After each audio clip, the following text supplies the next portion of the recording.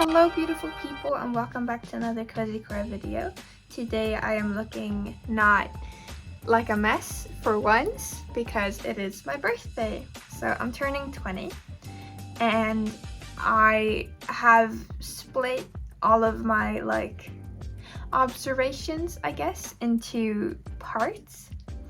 So we're gonna start off on a negative note and then we're gonna get a bit more positive as we go along. First, I want to talk about loss. My dog died on my birthday. He was euthanized because my parents couldn't take care of him anymore. I feel very strongly about this. I grieve my best friend and I grieve the grave he wasn't given. I grieve the ashes my parents thought were too expensive to ask for. I grieve all of his things that I didn't get to keep. I miss him a lot, but life isn't fair, and I know that. Life ends, and I know that. And there's nothing I can do to get him back. All I can do is cry until I reach some sort of solace. I find myself missing my past a lot recently. I very rarely do. If I think back, I focus on the negatives as a way to motivate myself to appreciate everything I have now. But recently it's been very difficult, which I think is a good sign. The past 3 or 4 years have been they've been a lot better than my life has been previously. I find myself mainly missing high school. My teachers were like a second family to me. I wish I never had to leave them. I wish university felt like high school, but it really doesn't. Nothing really feels like home right now. My apartment feels like a shoebox I'm taking shelter in, and university feels like a library I'm visiting from time to time. I miss feeling loved and seen and appreciated. I miss meeting my teachers in the hallway and them filling me in on what's gonna happen. They're asking me questions about my after school activities. They're asking if they can use my texts, my essays as examples for other students. I miss the other students coming to me and ask when the next test is. They ask me for study tips. They ask if I'm doing all right. I miss feeling special. It's very difficult to stand out in a class of high achievers when no one has time for small talk. Moving on to my ambition.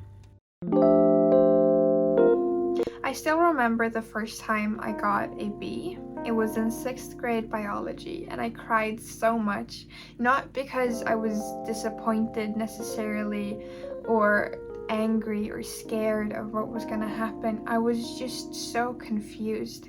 I didn't understand. I gave everything on every test. I always gave 100%, so why was my 100% not good enough this time?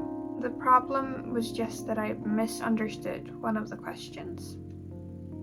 In April, I had a statistics exam, and once again, I misunderstood the questions themselves. I got a perfect 10 out of 10 on the applied learning, so the calculations for the significance testing, and to get a perfect score on that part, you have to write your explanations, you have to show your steps very clearly, which I did since I got a perfect score, and yet I got a strong 0 on the written part. I asked how I could score so low when I clearly understood the material well enough to use it. And my teacher explained that it doesn't matter that I understand it well enough to use it. My phrasing was just not good enough. My sentence structure itself was not good enough. I wanted to kill myself. I calmed down and I wanted to drop out. After a good night's sleep, I was ready to take the exam again.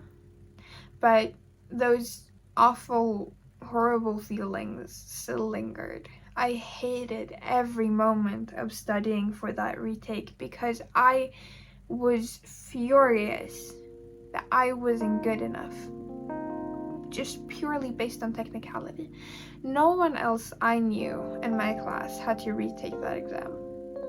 A few of them did, but none of them that I knew personally, and so I felt very alone. I felt very singled out, and I felt like there was just something fundamentally wrong with me, and that I could never change that thing no matter how hard I tried. I've passed the retake now, and I'm doing a lot better, but it was barely a passing grade. I feel like getting a perfect 100 on everything I do is unachievable, but still I'm disappointed if I get anything under 90%. But the way university works is it's just a pass or fail system. If you get more than acceptable correct, you pass. If not, you fail. Sometimes that cutoff is at 50%, sometimes it's more harsh. I've had one test be at 80%, but it's just a pass or fail. You're never on a graded scale system. You're just okay, or you retake the exam until you're okay. And it bothers me. It's like a shot in the dark, a 50-50, and no matter how hard I study, no matter how hard I prepare, every professor will have a different way of grading. They will look at different things, and I will never get a chance to get to know my professors well enough to truly understand what they want from me, to truly understand the subject that they're teaching. It's just a big gamble, and I fucking hate gambling. Regardless, I think university is very necessary for me because it makes me uncomfortable. It means I'm training muscles I've been ignoring for far too long. After passing the redo and after getting the clear that I am not going to have to retake any exams the next term, I feel very ready to give university my all. And even though it's a struggle, even though it's difficult, it is an adjustment period still. So I think it's just gonna be more fun as time goes along, and I'm really excited. The next part I want to talk about is my inner mother. I feel myself babying everyone almost to a fault. I'll talk about my partner at the end, but I'm worried I'm too fixated on taking care of him. I don't really let him take care of himself enough. I feel like I'm almost micromanaging everything he's doing because it's rooted almost in a lack of trust and a lack of belief that he can do it himself. On the other hand, I feel myself mothering myself. I've always been in charge of laundry at my house, but now I'm in charge of planning the laundry schedule. I've always cooked food for myself, but now I'm also stocking the fridge. I've always paid rent, but now I am choosing where to live. It's a big adjustment. And it's a lot of stress and pressure. It's not a life or death situation, but for the first time in my life, if I fail, there are big consequences. If I don't pass an exam, I could lose my education. If I don't do well at work, I could lose my house and not be able to pay rent or food. There are a lot of consequences that can come out of spiraling or not succeeding. I live in a very forgiving socialist country. I'll be all right, and I have people around me who love and care for me, but it's a never-ending stress and pressure. But if the worst were to happen, I feel like I still would trust myself to solve the issues. I am quite goal-oriented, and I feel like I could pull myself together and get myself out of whichever situation I find myself in. I just really hope that I don't have to find myself in a situation that dire. I would prefer to not worry about survival and instead overachieve on everything I possibly can, because that's when I am the happiest. Being my own caretaker, my own provider, my own mother has given me a sense of respect that I didn't really have before for my own mother. Now, granted, she was far from perfect, but I understand now more than ever how much she was truly trying, how much effort she was putting in to just daily life, to just existing. So thank you, Mom, for everything you've done, for being human, and for doing your best. I want to pay tribute to my inner child as well. I've done a lot of growing, which includes regression.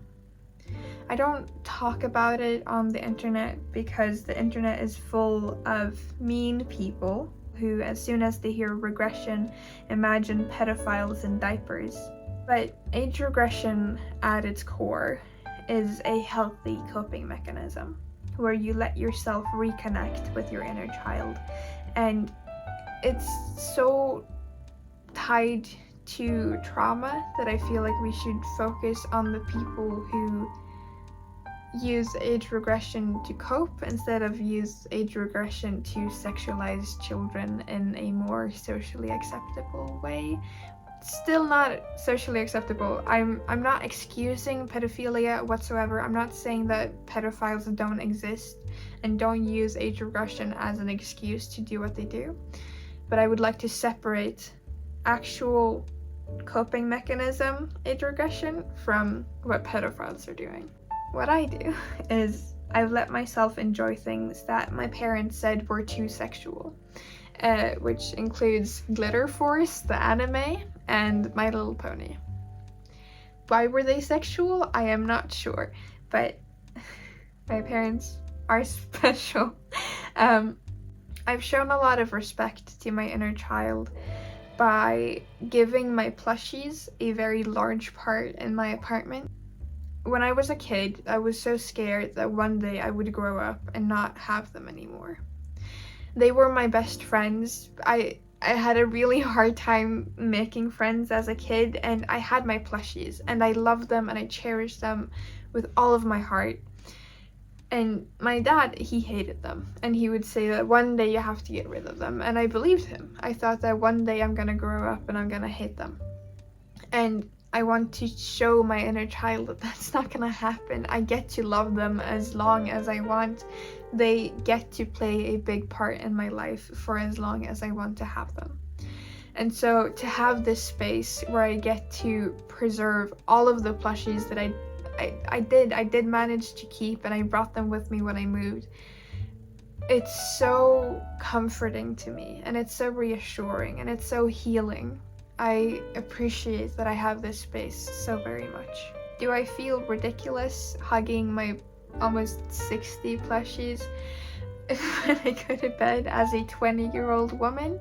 No, because the world is full of weirdos and I am happy to be one of them. I feel like if I were to follow the norm, I should change a lot more than just my collection of plushies.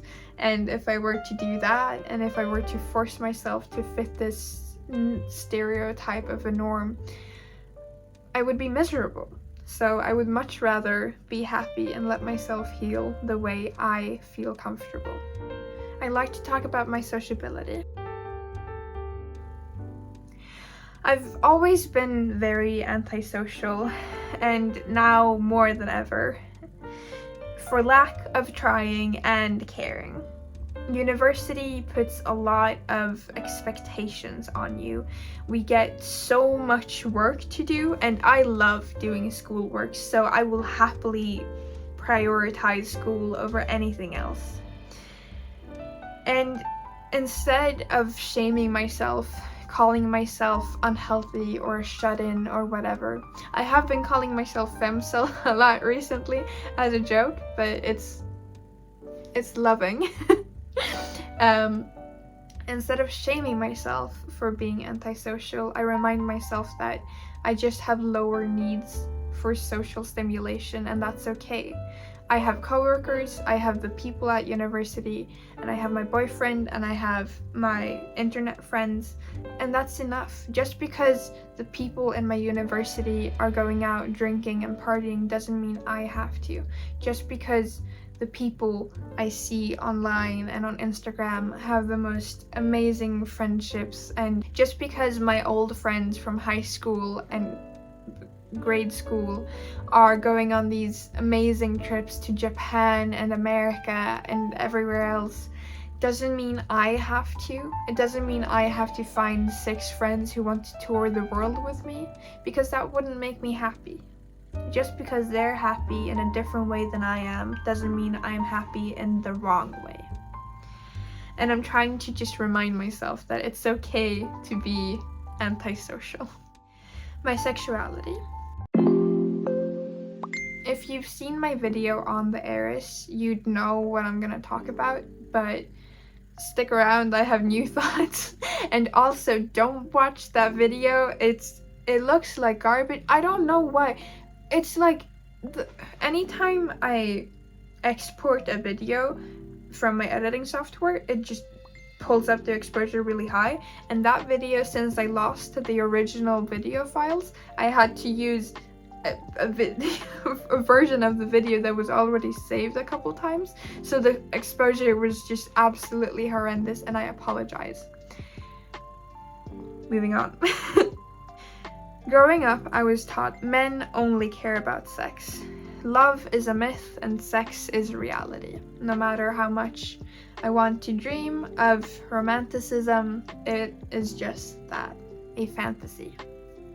So I thought I was a lesbian because sex scared me, and I thought men were only capable of sex, so men scared me. I still don't really know what to call myself. I don't really give a shit. I like to call myself a lesbian because that's the word I've been using for most of my life, and I like the colors of the flag, even though I have a boyfriend now. But hey, labels are stupid. I don't really care if they're correct or not. When I got my first male friends, I realized that men aren't actually garbage, and they're actually pretty great. And now I am in a loving relationship with a man. On the border of non-binary, but very male presenting anyway. However, sex is still weird.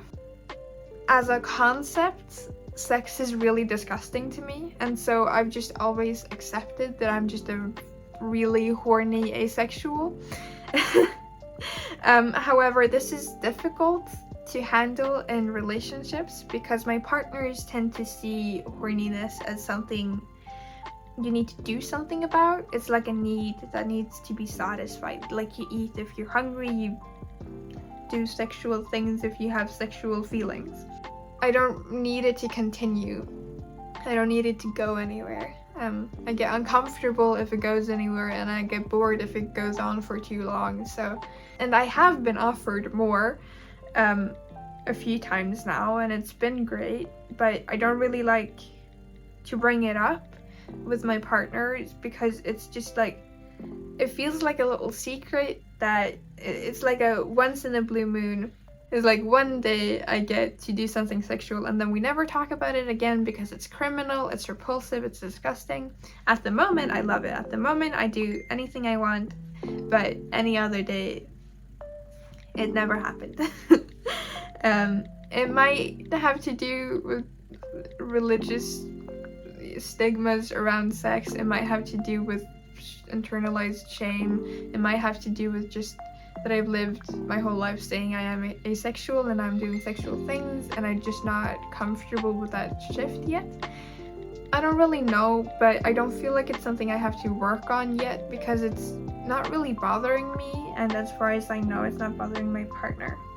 I just wish he would tell me how he felt about it. If I do ask him, he just goes, I don't care, or that's fine, or yeah, whatever, you do whatever you want. He's very nonchalant, and he just validates my feelings and my experience. He never answers the question. He never actually tells me how he feels, and I appreciate his answer. It's not rude or anything, But it is annoying because I want to know how he feels. I know how I feel. I know that how I feel is valid. And I appreciate him for validating it, but that's not an answer. We go in circles, him and I, where I plead on my knees for him to tell me what he needs, and he just tells me nothing. I have no problem asking for what I need, but I feel like a thief when I never get to give anything back. But when I tell him what I need the most, responsibility and accountability, he does nothing. He tells me no matter what I ask that he loves me so much and that I deserve the best. And yet, he can't save up enough money to go see me for my birthday. He can find coins scattered around his room, but he can't plan for it properly. Not for lack of money or for lack of love or care, but just for lack of effort. He feels too quickly that he can't, and then he stops there. He doesn't challenge himself.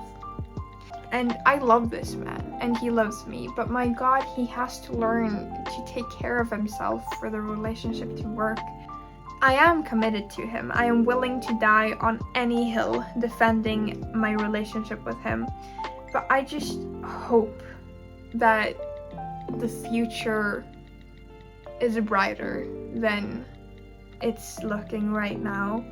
And I hope that the best future that I am given is with him and not with anyone else. I'm willing to let him prove himself. Still, I don't feel right expecting my partner to change for me. The changes have to happen. He has to grow up at some point, whether I'm there or not, but I feel cruel demanding this from him, especially since he never asks anything of me. I don't know what I can do that amounts to what he does for me, or what I'm asking from him at least. Lastly, I'd like to talk about my future. I've touched on it throughout the different parts, but I just want to summarize it all here. I want a future in which I can strive to be the best I can be while nurturing myself and respecting my inner child. I want to allow myself to not set such high expectations on my social life and really cherish the relationships I have close by. I want to be able to shoot for the stars without external validation or a grade system. I want to stumble and get back up again, because if I never stumble, I wasn't running fast enough. And if I can't get up again, I rest on the ground and I go slower when I start again. I want to take care of myself the same way I have been, but with less judgment. I don't want to hyperfixate on having the most balanced diet and panic if I have too many oats, or oh no, I had too much chicken today, I'm wasting so much money, or oh no, I had too much broccoli today, am I gonna get a broccoli overdose? No, I'll be fine. I need to relax and stop micromanaging myself and the people around me as well. I'd like to relax and let people make mistakes, including myself and including my boyfriend. I want to stay connected with my inner child the same way I have been, again, just with less judgment, because I feel a bit disgusting still, because I myself still associate age regression with pedophilia, and I don't want to, and it grosses me out, and grossing myself out while trying to give myself home therapy is not a good match. So I really would like to challenge those thoughts more and just accept it as a part of myself and remind myself that I am a good person. I have never ever sexualized a child, and I never ever will. Having plushies and watching child cartoons is, first of all, not a sexual experience whatsoever. Second of all, it doesn't involve any children. I want to socialize as little as possible, and with that I mean that I want to cherish the relationships I have without putting any pressure on myself to get more. I want to have a lover that understands that my love language isn't just hugging when I need pressure on my chest. It's not acts of service when I clean his room before it's too messy to be in. It's not words of affirmation when I encourage him for finishing the most basic tasks. It's not gift giving out of guilt because he spent so much money on me. I want a partner who lets me show my love language the way I want it to happen, not out of necessity, not because I feel like he can't do it himself or because I feel like I need to, because otherwise he would think ill of me. I want to be given opportunities to show him how much I love him without being forced to. I want him to give me opportunities to be proud of him, to fall in love with him over and over again, to feel inspired and creative and loved. I want to see him solve his own problems without me having to feel like I need to step in and micromanage everything he's doing. And that's something I have to work on and he has to work on. And that's, I think, what makes relationships work. You both see your issues and you work on them together. What are your end of year reflections? Even if it's not your birthday, I'm sure most people are going on holidays sometime soon. It's summer, so end of school year at least, if you're studying. What have you reflected on this past year? What parts of yourself would you like to leave a message to? And what do you see in your future? Please let me know your thoughts below. I would love to read them. I am very happy to see I'm getting more of a community here, and I really appreciate that. If you've missed it, I have a Discord linked in my profile. It's like the only link. So I would love to see some more people there as well. Love to have a chat. Thank you so much for watching. I hope you have a wonderful day, night, or evening whenever you are watching this. Always remember that you are loved, and happy birthday. Bye bye!